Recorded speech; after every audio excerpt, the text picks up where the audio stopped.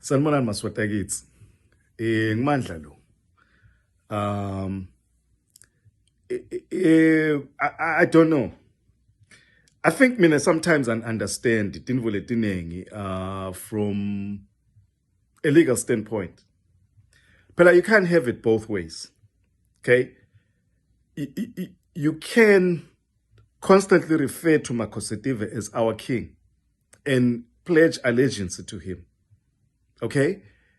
And even refuse to form the government of national unity that will say we've lost confidence. This guy, one, was not elected by us. He's not a leader that represents the Swazis and the interest of the Swazi people.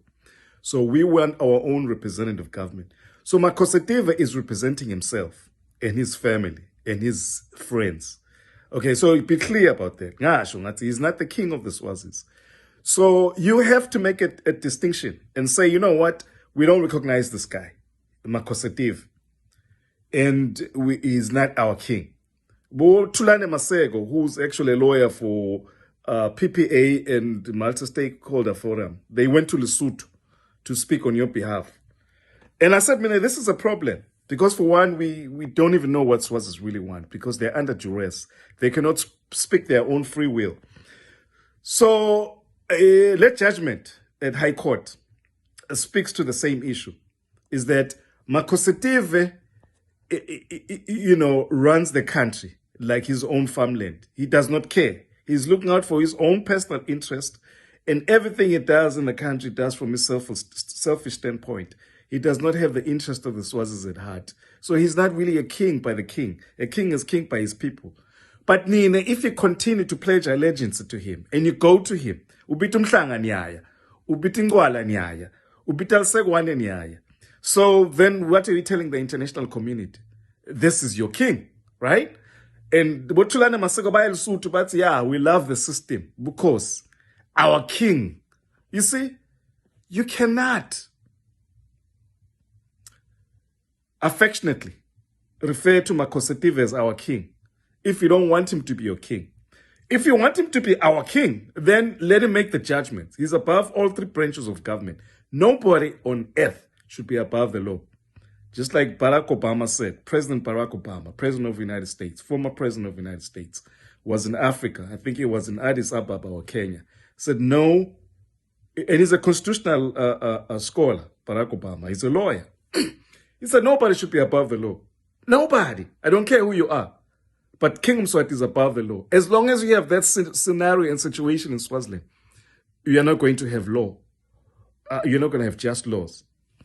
Especially someone like Makhosetive, who's really very corrupt. King Mswati III is the most corrupt man I've ever seen. So you're not going to have laws. You're not going to have just fair treatment of people. You're not going to have an equitable system, distribution of resources in the country because he wants to take everything for himself. Like he says, the country belongs to him and him alone. So this judgment you see in the High Court, Emaswati should accept it because you accept this man as your king. Right? You accept the system.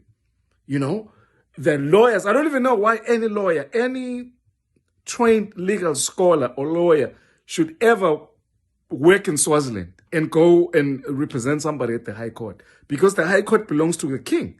The High Court belongs to the king of Swaziland. The whole system. He is judge, jury, and prosecutor. Let's form a government of national unity. No, we're not going to form a government of national unity because we have a government in place. You see, Kushagutu, you acknowledge the government that is in existence. So then you must abide by its laws. Okay, if you say we accept Mswati, we accept the king as our king, right? And you send your girls naked to go dance before him, and you go drink makani with him, and you go to Enkwaleni with him. So this is what's going on. And that's what the international community sees. And they invite all these diplomats, the American embassy, the British embassy, the South African embassy, everybody goes there. Because they say this is what Swazis want. They want the king, right? So you can't have it both ways. Tulane Masego. You can't say our king. And then he keeps these innocent people in jail through his High Court, who actually were elected under his constitutional monarch. Really, he owns the constitution. Okay, the constitution belongs to the king, but he gradually egregiously violates his very own sham constitution. So, but then you cannot switch around and say, hey, now this is a problem. No, it's a problem from the get-go. It's the foundation of the system in Swaziland is wrong. It's fundamentally flawed. So, let's form a government of national unity. That's what I mean. To straighten out this thing and reach out to the international community. But you're busy with your little squabbles, your little political cocoons. You're not going to make any progress like that. We are not going to make any progress. So in any case, I just want to let you know the judgment that King Mswati has made to keep these people in jail illegally, really, legally, because it's his laws. So live with it, okay? Because I'm saying let's form a government of national unity to reach the international community. He's not doing what is in the interest of the Swazis. But and go to the High Court and represent people and try and fight the High Court. And